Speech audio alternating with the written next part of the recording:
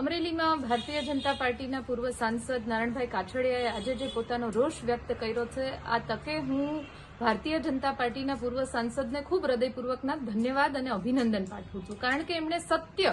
લોકોની સામે લાવ્યા કે ભારતીય જનતા પાર્ટીની અત્યારની આંતરિક પરિસ્થિતિ શું છે. જે ગઈકાલની ઘટના થઈ કે જેમાં જયેશભાઈ રાદડિયાની જીત થઈ, એમાં પણ હું અભિનંદન આપીશ માનનીય દિલીપભાઈ સંઘાણીને કે જેમણે ભારતીય જનતા પાર્ટીથી ઉપર ઉઠીને જે સત્યનો સાથ આપવો જોઈએ આપ્યો ને જયેશભાઈ રાદડિયાની જીત થઈ. ખેર આ તો એમનો આંતરિક મામલો છે, પણ જે પ્રમાણની પરિસ્થિતિ અને કકળાટ અત્યારે ભારતીય જનતા પાર્ટીમાં ઉદ્ભવ થઈ રહ્યો છે, ત્યારે હું હંમેશાથી કહેતી આવી છું કે હાથના કર્યા હૈયે વાગે છે. જે આ એ જ ભારતીય જનતા પાર્ટી છે કે જેને કોંગ્રેસ પક્ષને ભાંડવામાં કંઈ બાકી નથી રાખ્યું. ત્યારે અત્યારે જયારે એમની પરિસ્થિતિ એ જ સ્તર સુધી જઈ રહી છે, એ જ